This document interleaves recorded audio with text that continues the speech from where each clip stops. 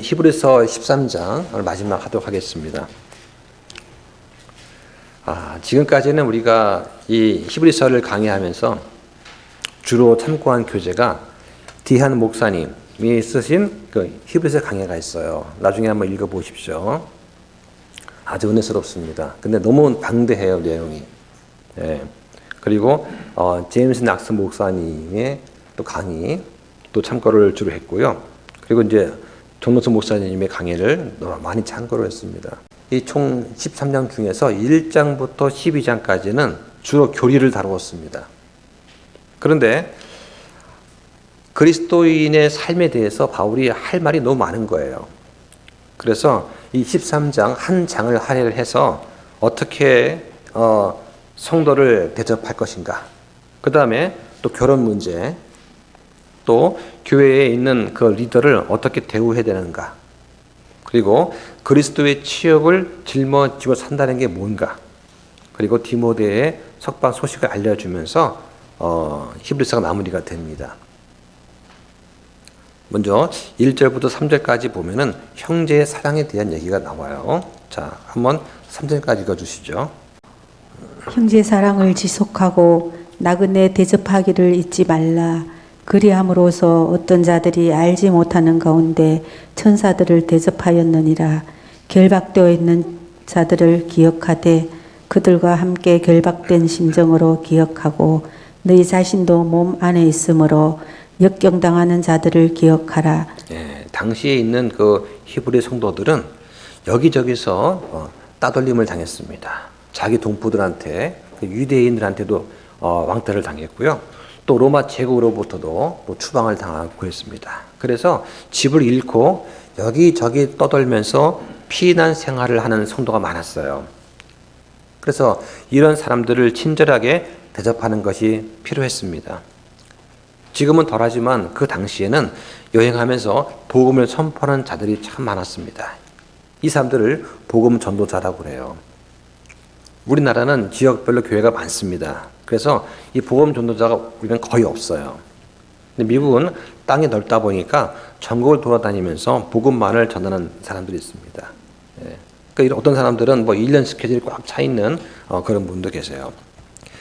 이 초기 교회 시기에는 손님 대접하는 게 복음 전파 사역에서 아주 중요한 역할을 했습니다. 또 많은 경우 교회는 이 집에서 모였거든요. 그러다 보니까 방문자가 오면 그 집에 머물러야 됐어요. 그래서 이 목사의 자격 중 하나가 뭐냐? 손님 대접을 잘하는 것이었습니다. 또 이것은 성도들의 의무이기도 했습니다. 한번 찾아볼까요? 디모데전서 3장 2절 보시죠, 한번.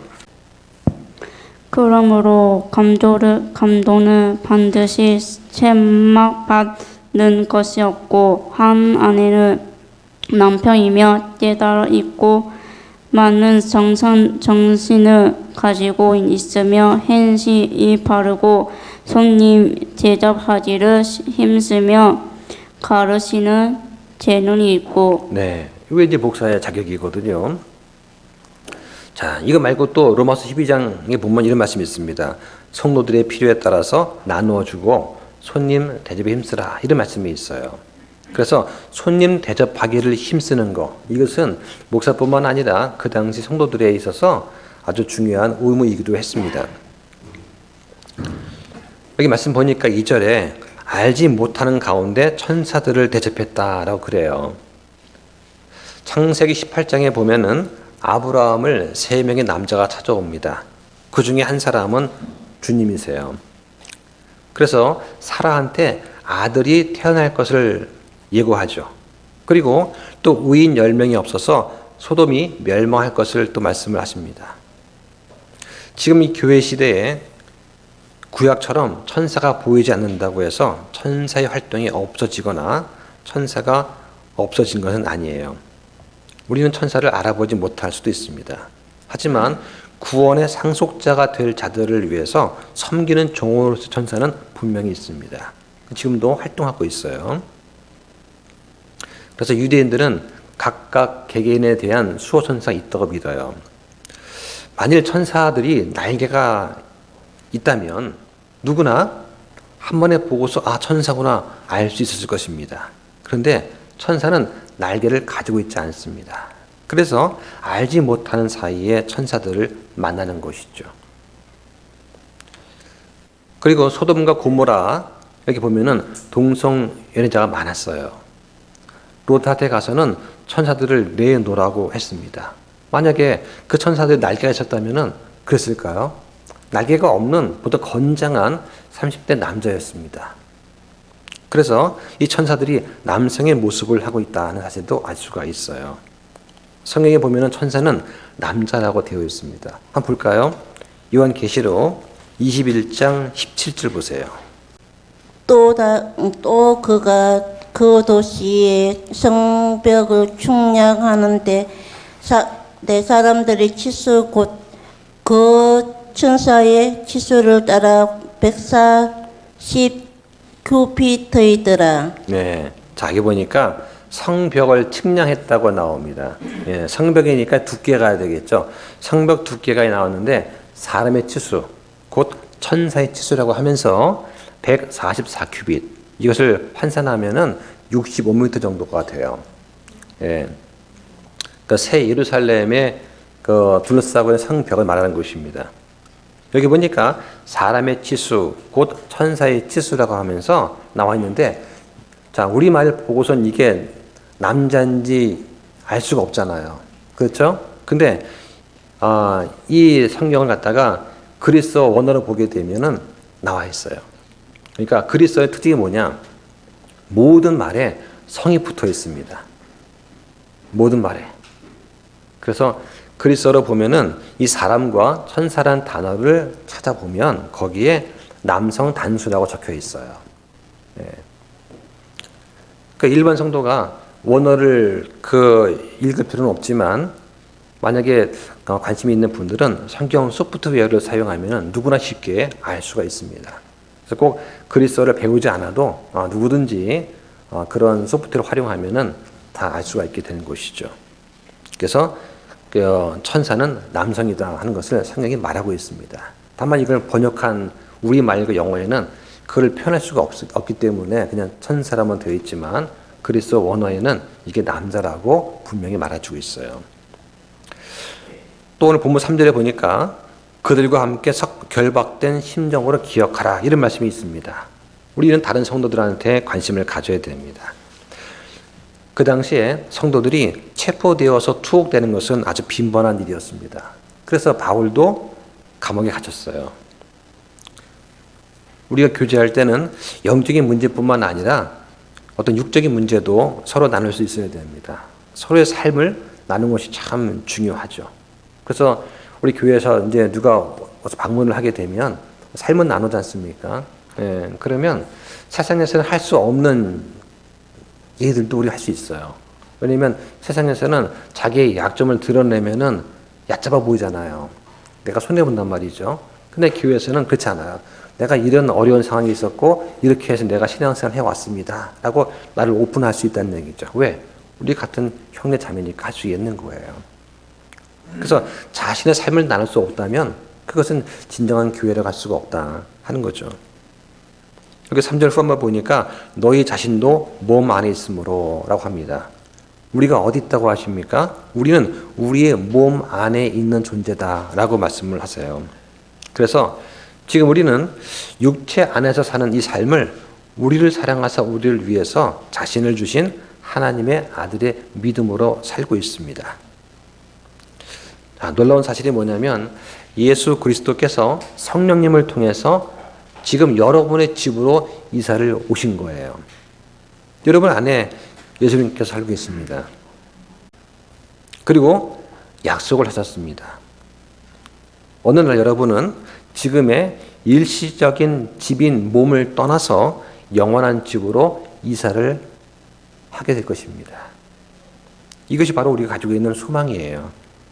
우리는 이러한 사실을 세상에 알려야 됩니다. 예수님 믿으면 구원받습니다. 또 물론 당연히 알려드리겠지만 우리한테 있는 소망이 있다는 거죠. 소망이 뭐냐? 지금 우리는 그냥 월세방, 전세방, 아파트 이게 살고 있지만은 이건 얼마나 유한한 것입니까? 근데 우리한테는 영원한 그 삶이 있고 우리의 본향에 올라가게 되면 거기에는 우리를 위해 예비된 그런 아주 멋있는 그런 맨션이 있어요. 예, 그 우리가 바라면서 사는 거예요. 예, 그것은 절대로 그 망가지거나 헤어지지 않습니다. 자, 4절 보시죠. 결혼은 모든 사람들 가운데서 존귀한 것이니 잠자리를 더럽히지 말라. 그러나 음행을 일삼는 자들과 간음하는 자들은 하나님께서 심판하시리라. 네, 결혼의 신성함을 유지하라는 말씀이에요. 자, 이 성경 말씀에서 지금 바울이 성도들한테 잠자리를 더럽히지 말라라고 얘기를 합니다. 음행하지 말라고 하는 거죠.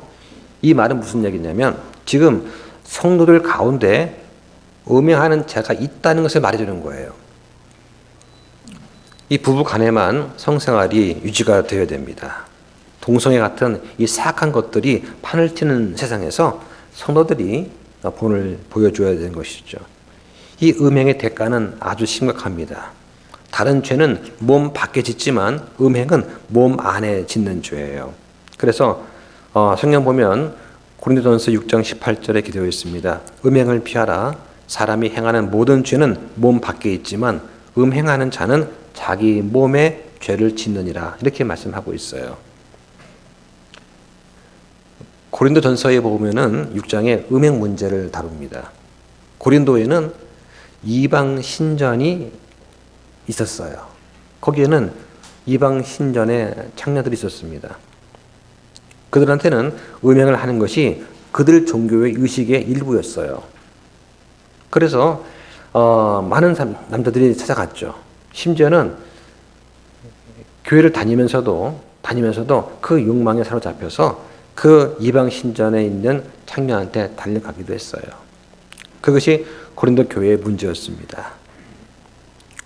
창세기 2장에 보면은 남자가 부모를 떠나서 아내와 연합해서 한 육체가 된다고 말씀을 하세요. 남자와 여자가 결합을 하게 되면 모든 면에서 하나가 됩니다. 그래서 믿지 않는 자와 결합하게 되면 결과가 심각해지는 거죠. 믿지 않는 사람과 결혼해서 살다 보면 의사결정부터 문제가 부딪히는 게 한두 가지가 아니에요. 하나님은 은밀한 모든 것을 다 아십니다. 그래서 음행이나 간음은 하나님이 미워하시는 죄입니다. 심지어 이 성도라고 해도 하나님 심판을 받게 되는 것이죠. 다윗의 경우는 어떻습니까? 용서를 받았어요. 하지만 그 범죄한 이후의 삶은 그 간음죄 때문에 불행이 연속이 되었던 것이죠. 그 자녀 중에서 암논과 다말이 있지 않습니까? 성경은 마귀를 대적하고 저항하라고 말씀을 하세요. 그러기 위해서 주님의 전신갑주 말씀을 읽고 죄와 맞서 싸우라고 합니다. 그런데 음행에 대해서는 어떻게 하냐? 음행은 피하라고 하세요. 그래서 사도행전과 고린도전서에 보면은 음행을 피하라는 말이 3번 나옵니다. 음행에 대해서는 싸우거나 저항하거나 대적하지 말고 도망가라고 말씀을 하십니다. 왜냐하면 그 누구도 이 정욕에 맞서서 싸울 만큼 강한 사람이 없기 때문이죠. 그래서 요셉처럼 기회조차 주지 말고 도망가라고 하는 것입니다. 자, 그 다음 5절과 6절 보겠습니다. 너희의 행실을 탐욕이 없게 하고 너희가 가진 것들로 만족하라. 그분께서 이르시되 내가 결코 너를 떠나지 아니하고 너를 버리지 아니하리라 하셨느니라. 그러므로 우리가 담대히 말하되 주는 나를 돕는 분이시니 사람이 내게 무엇을 행하든지 내가 두려워하지 아니하리라 하노라. 살면서 가장 큰 문제는 뭘까요? 돈 문제죠. 그래서 돈이 왼수라고 합니다. 믿음을 가진 성도들은 물질에 대한 생각이 분명해야 돼요. 성경에서 말하는 것은 뭐냐?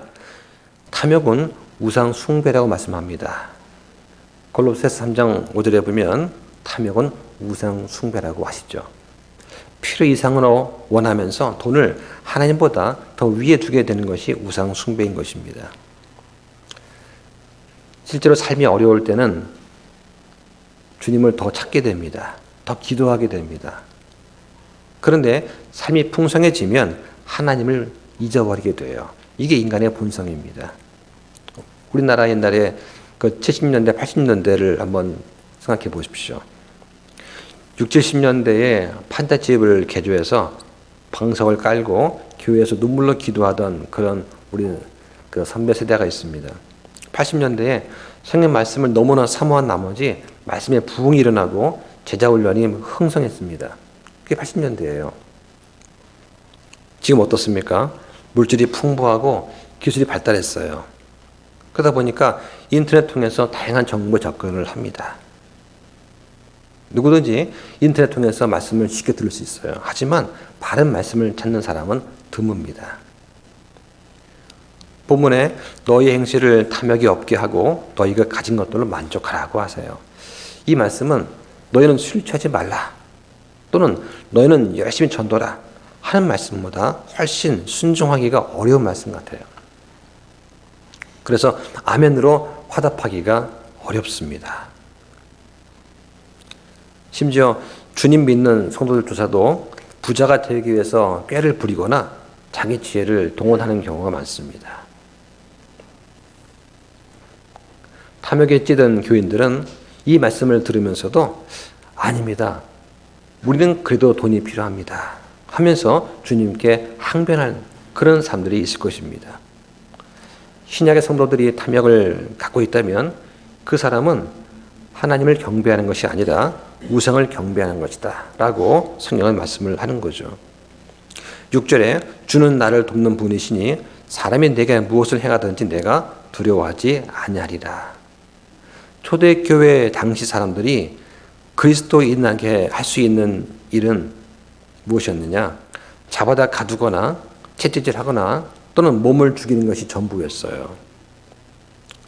사람들은 몸을 죽여도 혼은 능히 죽이지 못하는 그런 자들입니다. 사람이 만든 어떤 무기도 몸을 죽이는 도구이지 혼을 죽일 수는 없어요. 우리가 사람을 두려워하지 않는 이유는 이것입니다. 그러나 우리는 하나님을 두려워할 수 있어야 됩니다. 하나님은 혼과 몸을 능히 지옥에서 멸하시는 분이기 때문이죠. 자, 그 다음 7절, 8절, 또 17절, 24절. 자, 좀 왔다 갔다 하죠. 이게 같은 메시지이기 때문에 묶어서 읽어보도록 하겠습니다. 하나님의 말씀을 너희에게 말해주고 너희를 다스리는 자들을 기억하며 그들의 행실의 결말을 깊이 살펴보고 그들의 믿음을 따르라. 예수 그리스도는 어제나 오늘이나 영원토록 동일하시니라. 17절. 너희를 다스리는 자들에게 순종하고 복종하라. 그들은 마치 자기들이 회개보고 해야 할 자들인 것 같이 너희 혼을 위해 깨어있나니 그들이 기쁨으로 그 일을 하게 하고 근심으로 하게 하지 말라. 그것은 너희에게 유익을 주지 못하느니라. 24절. 너희를 다스리는 모든 자들과 모든 성도들에게 문안하라. 이탈리아 출신의 사람들이 너희에게 문안하노라. 네. 자, 이 말씀은 이제 평등과 동등의 문제를 다루고 있습니다. 모든 사람들이 평등합니다. 하지만 이 지역교회 안에서 모두가 동등한 직무를 수행하지는 않습니다. 하나님은 질서의 하나님이세요. 질서 있게 모든 것을 다스리십니다. 남편과 아내, 또 세상에 권력자들과 백성이 있습니다. 모든 조직엔 또 직무상 위아래가 있어요. 교회는 유기체이면서도 동시에 하나의 조직체라고 할 수 있습니다. 교회가 질서가 없어지면 무법천지가 되는 거죠. 하나님은 혼란의 창시자가 아닙니다.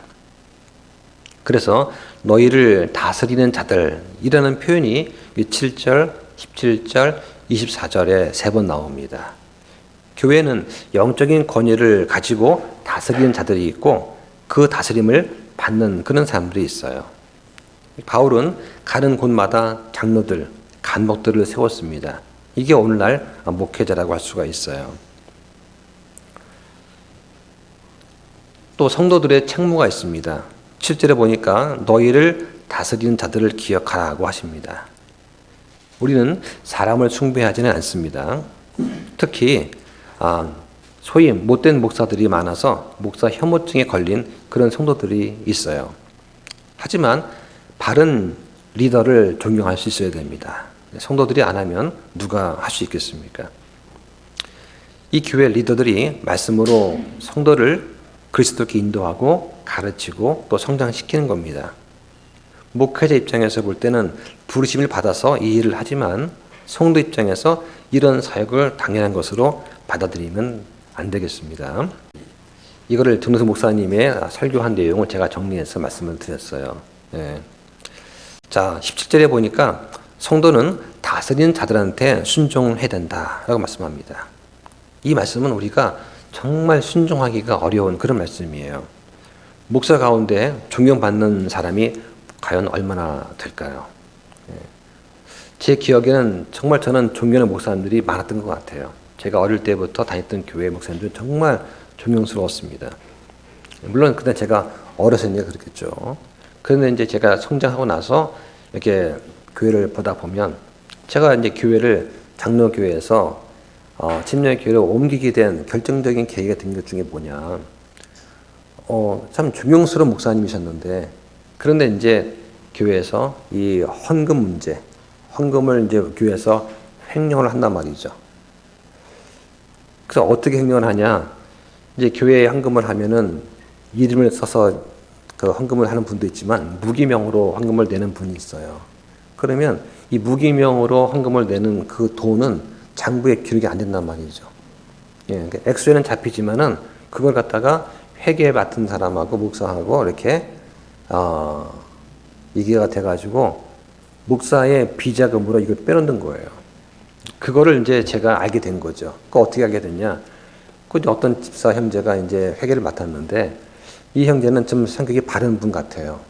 이건 아니지 않습니까? 라고 얘기했는데 이거 원래 관행이야. 그렇게 해왔어. 라고 하는 거죠. 이걸 보고 이제 이 집사 형제가 이제 그 의사분이었는데 도저히 나 양심선 못한다 하고 이제 양심 선언을 하고 이제 빠진 거예요. 이래서. 그런데 그 얘기를 이제 주변 사람이 알게 된 거죠. 그래서 그것 때문에 교회가 한번 휘청했습니다. 그러고 나서 이제 저한테 와가지고 왜 교회를 안 나오려고 하십니까? 그 제가 돌직구를 했죠. 이건 옳지 않지 않습니까? 이게 말을 못 하더라고요. 예. 여러 가지가 이유가 있었지만 그런 부분에 있어서 이거는 옳지 않다. 옳지 않은 일을 왜 하려고 할까? 그러면서 그런 옳지 않은 일을 하는 그 분들이 설교를 한다 그러면 설교 들어오겠습니까? 그래서 이제 그건 아니다 싶었죠. 예, 그런 일이 있었습니다. 그러니까 이제 목사님들이 여자 문제, 그 헌금 문제, 그죠? 이 두 개의 문제에서만 결백하다면 목회하는데 그렇게 장애물이 없지 않을까 싶을 정도로 우리나라는 이게 문제가 심각한 것 같아요. 성도는 이 다스린 자들한테 순종해야 된다. 참 순종이 어렵지만 이게 말씀이에요. 여기 보니까 목사의 할 일이 있습니다. 바로 자신이 회개 보고를 할 자인 것처럼 해야 된다. 어차피 우리가 그리스도 앞에 서게 되면 다 하나님께서 이제 아시고 우리의 행위를 기록한 책을 다 펼치시면서 다 말씀하실 거 아니겠습니까? 예. 그래서 자신의 한 모든 일들, 그 모든 말과 행위가 아주 정난하게 다 드러날 것이다. 이런 전제하에서 우리는 교회를 섬기고 또 교회를 또 예배를 드리는 거죠. 그럼 성도는 뭘 해야 되느냐? 목사가 근심하지 않게 기도를 해야 됩니다. 그래서 목사가 근심하게 만드는 것은 모두한테 유익하지 못하다라고 하는 것이죠. 그래서 바울이 고린도후서에 쓴 말씀 중에 이런 것이 있습니다. 11장 28절에 보니까 밖에 있는 그 일들 외에도 날마다 내게 닥치는 것이 있으니 곧 모든 교회들을 위해 염려하는 것이라고 말을 합니다. 바울은 자신이 세운 이 교회들로부터 들려오는 분쟁과 타락의 소식을 들을 때마다 정말 가슴이 아팠을 거예요. 어떻게 하면 해결할 수 있는가 고민을 했습니다. 그리고 이 교회의 영적인 성장을 위해서 무척 애를 썼어요. 만약 우리 교회가 다른 교회를 세워줄 만큼 아주 성장을 해서 어느 지역 교회를 세웠다고 한번 가정해 보세요. 그런데 어느 지역 교회를 세워뒀는데 그 지역 교회에서 자꾸만 분쟁의 소식이 들리고 교리에 어긋나는 행동을 한다는 그 말이 우리 귀에 들어온다면 여러분 어떻겠습니까? 그 심정이. 근데 바울이 이제 그런 심정이었던 것이죠. 자, 또 거기 24절에 보니까 그들한테 문안을 하라고 또 합니다. 목사와 그의 가정의 화평을 위해서 기도를 해야 됩니다. 목사를 지탱해 주는 것은 목사를 인정하면서 도와주고 기도해 주는 성도들이에요. 이것이 목사한테 가장 큰 힘이 됩니다. 그리고 목사에 대한 험담은 쓴뿌리가 되고 교회를 어지럽게 만듭니다. 만약 목사가 성경적으로 잘못하면 어떻게 해야 되느냐? 질서 있게 집사회를 통해서 건의하고 조정을 하면 됩니다. 그런데 만약에 목사가 목이 뻣뻣해가지고 듣지 않는다. 그러면 어떻게 됩니까요? 목사에 대한 최대한의 그 징계가 뭐가 같습니까? 성도가 교회를 떠나는 것입니다. 그래서 오래 다니던 성도가 교회를 떠날 때 그것은 목사한테는 가장 큰 심판이 아닐 수가 없는 것이죠. 8절에 보니까 예수 그리스도는 어제나 오늘이나 영원토록 동일하시다고 합니다. 자, 이건 예를 들면 이런 얘기 되겠죠. 이제 제가 제 아내한테 대해서 좋은 남편이 되려고 노력을 합니다. 그러면 아내는 뭐라고 하냐면 제가 좋은 남편이었던 때도 있지만 좋지 않았던 때도 있다고 얘기를 합니다. 사람이기 때문에 제가 마음먹은 대로 행동하지 못하는 것이죠. 이게 바로 우리의 한계입니다. 그런데 저는 이렇지만 하나님은 일관성이 있으십니다. 주님은 매 순간 그분이 되시고자 했던 그 모습 그대로 정확하게 동일하게 계시는 분이세요. 우리를 사랑하셨던 그 예수님께서 오늘도 여전히 우리를 사랑하고 계십니다. 우리를 위해서 자신의 생명을 내려놓으신 그분께서 오늘도 여전히 동일한 마음으로 우리를 대신해서 중보하고 계십니다.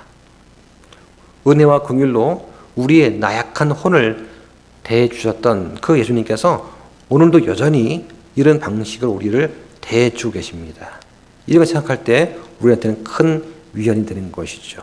그래서 예수님은 어제나 오늘이나 영원토록 동일하신 겁니다. 자, 9절 보겠습니다. 여러 가지 이상한 교리들에 끌려다니지 말라. 음식이 아니라 은혜로 마음을 굳게 함이 선한 일이니 음식에 전념한 자들에게 음식이 유익을 끼치지 못하였느니라. 예, 여러 가지 이상한 교리에 끌려다닌다는 것은 미숙한 자들의 특징이라고 할 수 있습니다. 당시에는 예수 그리스도의 신성만 인정하고 성육신은 부인한 사람들이 있었어요. 영지주의 영향을 받아가지고 예수님의 육체 부활을 부인하는 그런 교리가 있었습니다. 그래서 하나님은 선하신 분인데 어떻게 더러운 인간이 육체로 오실 수가 있겠냐 하면서 예수님의 성육신을 부인했던 것이죠. 오늘날 이 하나님께서 성경을 온전하게 보존해 주셨다는 그 사실을 부인하는 사람들이 있습니다.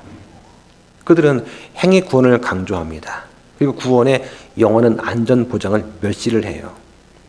또 환란을 통과해야 된다고 주장하는 그런 교리가 있습니다. 이단적인 자유주의 신학이 있고요. 우리나라 신학교회 거의 대부분이 이 자유주의 신학입니다. 또 비성경적인 교회 연합운동이 있습니다. 성경 계시를 넘어서는 이단적인 은사주의가 있어요. 예, 은사주의 집회를 얼떨결에 한번 가본 적이 있습니다. 원래 그 교회는 정상적인 교회였는데 어느 날 외국에서 선교사가 왔다고 해서 가봤어요. 예, 그때 우리나라 최초였을 거야 아마 그런 운동이 제목이 Back to the 예루살렘 해가지고 왔는데 분위기 이상했어요. 그래서 전 처음 느껴보는 그런 분위기였는데 나중에 그러더라고요. 그 목사님이 나는 이제부터 저 선교사의 제자가 되겠습니다 하고 막 외치더라고요.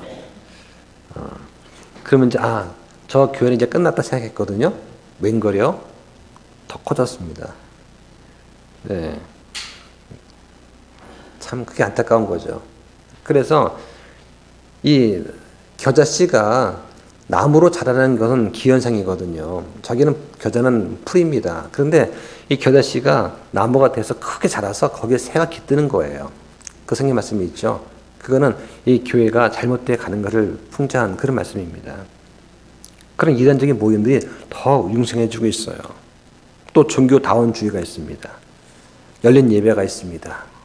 그래서 교회 문턱을 낮춰야 된다 해가지고 교회 올 때 복장도 뭐 청바지에 슬리퍼 신고도 다 오케이 환영하고, 어떤 교회는 교회 한쪽에 흡연 구역이 있어요.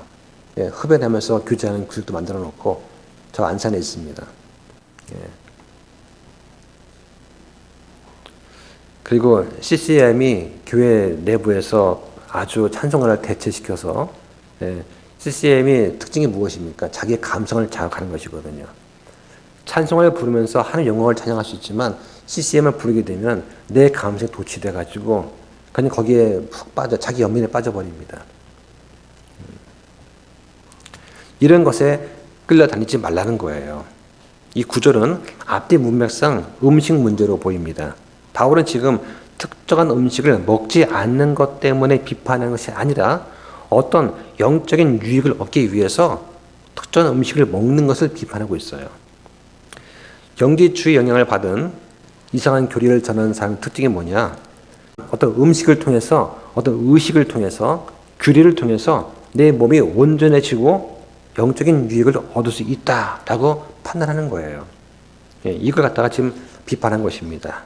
이 구절 말씀은 그런 배경에서 나온 말씀이에요. 이 10절부터 16절까지는 영적인 예배에 대한 그런 얘기가 있습니다. 그래서 이 구약 성도한테는 제단이나 희생물, 또 땅의 예루살렘, 이런 것들은 모두가 다 하늘에 있는 것들을 예표해요. 자, 10절을 보실까요? 우리에게 제단이 있는데 성막을 섬기는 자들은 그 제단에서 나오는 것을 먹을 권리가 없느니라. 그 짐승들의 피로 죄로 인해 대제사장이 성소 안으로 들어가고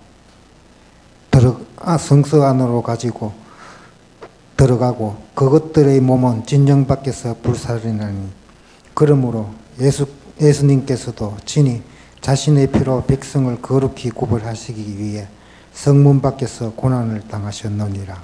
네. 자, 이 말씀은 구약에 있는 절기 중에서 속죄일을 좀 설명할 필요가 있습니다. 레위기에 보면은 유대 절기 중에서 속죄일이 있어요. 그래서 7월 10일이 속죄일인데, 레위기 16장 20절에 나옵니다. 속죄 업무를 드릴 때 어떻게 되느냐? 그 피를 제사장이 성소에 가지고 들어가지 않으면 그 고기를 그 제사장이 성막들에서 먹을 수 있습니다. 그런데 성소에 그 짐승의 피를 갖다가 가지고 들어간 경우는 그 고기를 먹지를 못합니다. 그럼 어떻게 하느냐? 그 전체를 성막 바깥에 그 재를 버리는 곳에다가 다 분살나서 태워버려야 되는 것이죠. 이 구약의 속죄 헌물은 완전한 속죄 헌물이 되신 예수님을 예표하는 거예요. 그런데 이 구약의 제사장의 어떤 체계 속에서 뭔가 유익을 구하려고 했던 이 유대인들은 완전한 속죄 헌물이 되신 그 예수님한테서는 얻을 것이 하나도 없다고 말씀을 하는 거예요. 이게 중요한 내용이 되겠습니다. 자, 구약에서는 이 제단을 통해서 피의 희생이 들어지고 속죄의 복이 임했습니다. 이 제단은 두 가지가 있어요. 노제단과 금제단이 있습니다. 노제단은 피의 희생물을 드리는 것이고, 금제단은 향을 태우기 위한 금제단입니다. 이것은 기도를 예표하는 것이죠. 신약 시대에도 영적인 의미에서 이런 제단이 있습니다. 속죄와 기도응답에 복이 임하는 통로가 있어요. 이게 바로 예수님입니다. 또 십자가예요. 실제로 제단은 더 이상 이 땅에 존재하지 않습니다. 이미 예수님께서 단번 속죄로 끝을 내셨어요. 예수님이 십자가에 죽으신 것은 하나님의 모든 백성들을 위한 속죄 헌물이었습니다. 그래서 이 예수님께서는 자신의 피를 가지고 하늘 성소에 들어가신 거죠. 그러니까 그분의 육체는 어떻게 됩니까? 진 밖에서 불살라져야 됐던 거예요. 그래서 예루살렘의 성문 밖 골고다 언덕에서 십자가에 못 박혔던 것입니다. 이 속죄 헌물의 희생물은 번제 헌물과는 달리 반드시 성막 진영 밖에서 잡아야 됩니다. 그리고 이 그리스도께서도 이 진영 밖에서, 즉 예루살렘 성문 밖에서 고난을 받으신 거예요. 이 내용을 이해하시면 좋겠습니다. 자, 그럼 13절과 14절 보겠습니다. 우리가 그분의 치욕을 짊어지고 진영 밖에 계신 그분께 나아가자. 여기에는 우리에게 영구한 도시가 없고 오히려 우리가 다가올 도시를 찾나니. 예. 자, 그분의 치욕을 짊어지고, 그래서 그리스도의 치욕을 우리가 짊어져야 된다. 다시 말해서 우리는 구약하고 완전히 결별해야 된다는 그런 얘기 되겠습니다. 예수님은 예루살렘 성문 밖에서 수치를 당하고 죽으셨습니다. 그러므로 그리스도인들은 이 진영 밖에서, 다시 말하면 구약의 종교의 틀 밖에서 그분의 수치를 짊어져야 되는 것이죠. 당시 이 히브리 그리스도인들이 바라던 것이 있어요.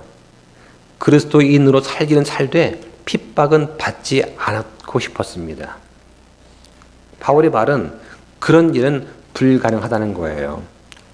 반드시 그리스도인들은 그분과 함께 수치와 모욕을 짊어져야 된다라고 말씀을 하는 거예요. 지금 우리는 어떻습니까? 예수님께서 지금도 진영 밖에 계세요.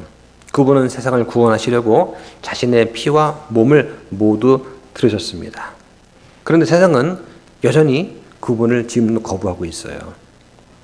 우리가 예수님을 정말 따르고자 한다면 우리도 그분이 계신 진영 바깥으로 나가야 됩니다. 바꿔 말하면 구약식 교회를 버리고 신약 교회로 나가는 걸 말하는 거예요.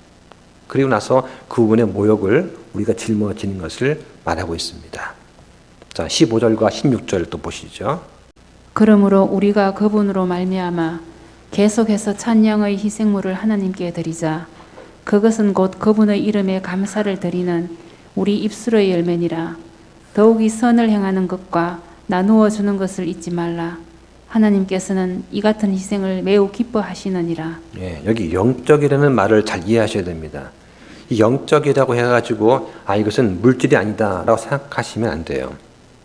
물질적인 것도 영적인 희생물 될 수 있습니다. 하나님의 영에 의해서 영적인 목적으로 쓰인다는 그런 뜻이에요. 우리는 모두가 다 제사장입니다. 우리는 영적인 희생물을 드립니다. 그럼 영적인 희생물이 뭐냐? 주님께서는 영적인 희생물이 무엇인지 분명히 말씀해 주고 계세요. 예를 들면 우리의 몸이 해당합니다. 또 찬양의 희생물이 있고요. 기도의 희생물이 있습니다. 또 구제의 희생물이 있어요. 이것은 뭐냐면 선을 행하고 물건을 나누어 주는 걸 말합니다. 또 감사의 희생물이 있습니다. 이것이 바로 우리가 드려야 될 영적 희생물이에요. 이 본문에 영적 희생물 두 가지가 나옵니다. 15절에 바로 하나님께 대한 찬양의 희생물, 우리 입술의 열매를 드리는 겁니다. 또 16절에 선을 행하고 나누는 이런 구제의 희생물을 잊지 말라고 지금 하시는 거예요.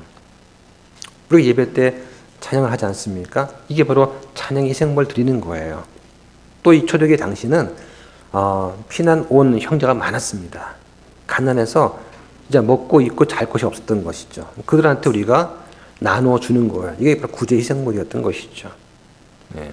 근데 지금 이 시대에 우리가 구제 희생물 베풀 그럴 가정이 거의 없는 게 사실이죠.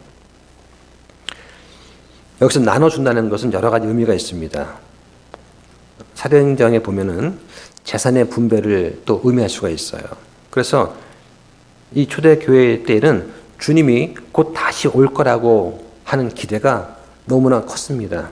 그래서 곧 주님 오실 텐데 하면서 자신이 소유한 모든 물질을 다 팔아서 나누어 주기도 했었습니다. 그때는 모든 사람들이 곧 다시 올 거라고 믿었기 때문이죠.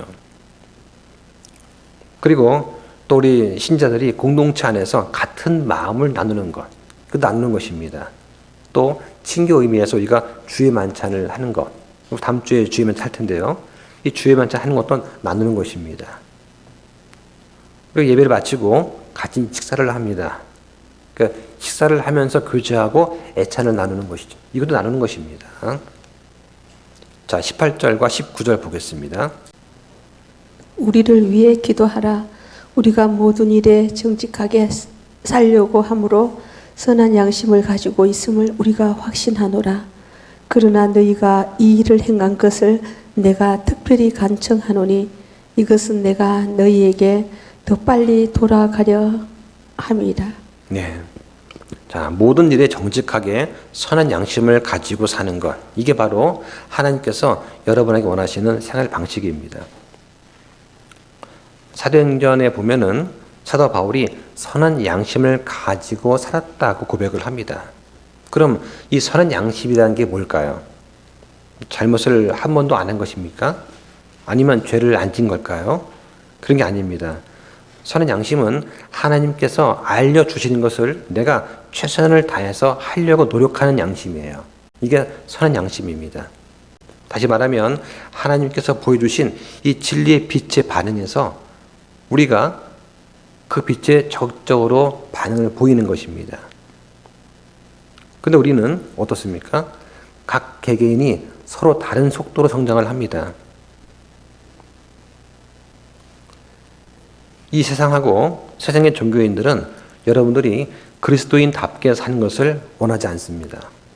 여러분의 간증을 망가뜨리고 여러분이 세상과 적당히 타협해서 살게 하려고 할 것입니다. 여러분을 때로는 비방하고 또 험담하고 여러분에 대해서 세상을 잘 모르는 광신자다라고 비방할 수도 있어요.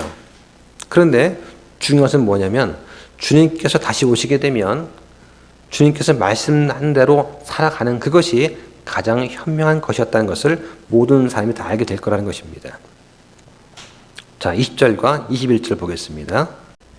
이제 영존하는 언약의 피를 통해 양들의 저 큰 목자이신 우리 주 예수님을 죽은 자들로부터 다시 이끌어내신 화평의 하나님께서 예수 그리스도를 통해 모든 선한 일에 너희를 완전하게 하사 자신의 뜻을 행하게 하시며 자신의 눈앞에서 매우 기쁜 것을 너희 안에서 이루시기를 원하노라.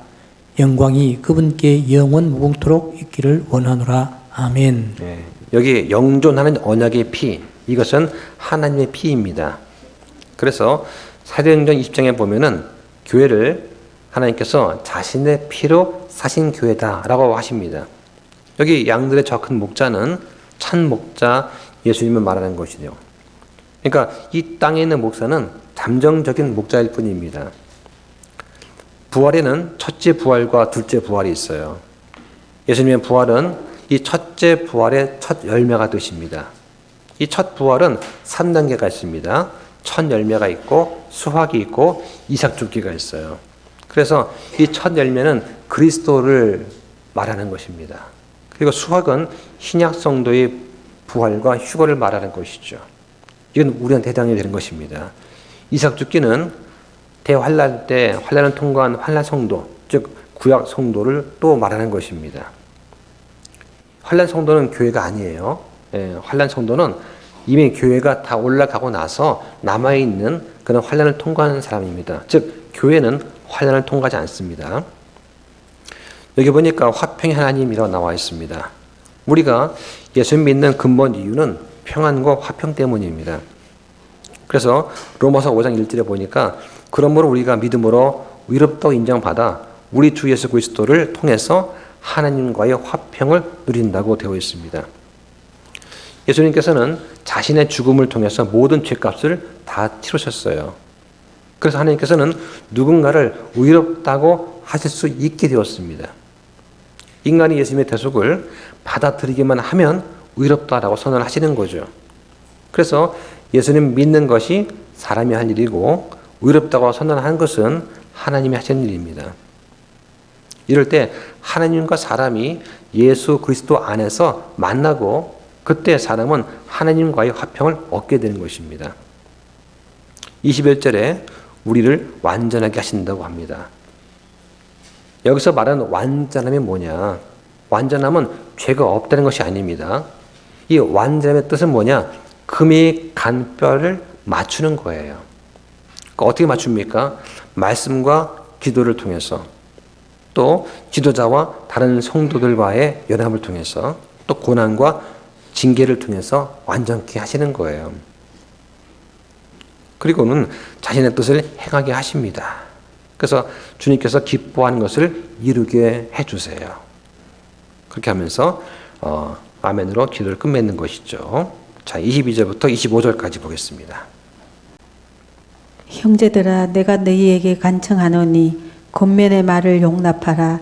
내가 너희에게 편지로 몇 마디 적었느니라. 너희는 우리 형제 디모데가 풀려난 것을 알라.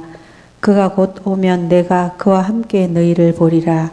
너희를 다스리는 모든 자들과 모든 성도들에게 문안하라. 이탈리아 출신의 사람들이 너희에게 문안하노라. 은혜가 너희 모두에게 있기를 원하노라. 아멘. 네. 자, 여기는 지금 바울의 권면 마무리가 되겠습니다. 자, 바울은 1장부터 13장까지를 쓰면서 자신이 권면의 말을 한 것을 용납해 달라고 부탁을 합니다. 왜 이런 말을 할까요? 지금까지 바울의 권면이 어떻습니까? 어떤 문제점을 날카롭게 찔렀기 때문입니다. 바울은 사람들이 영적으로 어리고 마음이 강팍하고 구원을 소홀히 하고 있다면서 그들의 미숙함을 책망했습니다. 그리고 죄에 대해서 엄한 징계에 대한 말을 또 했습니다. 이거에 대해서 바울은 마음에 큰 부담을 느꼈을 것입니다. 이 편지를 받은 히브리 그리스도인들이 감히 우리한테 그런 소리를 할 수 있겠느냐라고 할까봐 미안함과 송구함 때문에 바울이 지금 양해를 구하고 있는 것입니다. 당시 사람들은 분명 바울한테 어떤 은혜라든가 구원의 영원한 안전 보장이라든가 보상이나 상속 유혹 같은 이런 것만 듣고 싶어 하실지도 모릅니다. 그리스도 예수 안에 있는 자한테는 결코 정죄이 없나니 뭐 이런 말씀만 듣고 싶을 수도 있어요. 그런데 바울은 뭐라고 하냐? 은혜에는 책임이 뒤따른다라고 말을 합니다. 그래서 하나님께서 자기 백성을 심판하실 것이다 하는 선포를 한 거예요. 이 말은 사람들이 듣고 싶어 하지 않았을 것입니다. 그래서 바울은 지금 변명하는 그런 마음과 사과하는 마음으로 간청하고 있는 것입니다. 그래서 권면하는 말을 용납하라고 얘기를 하는 거예요.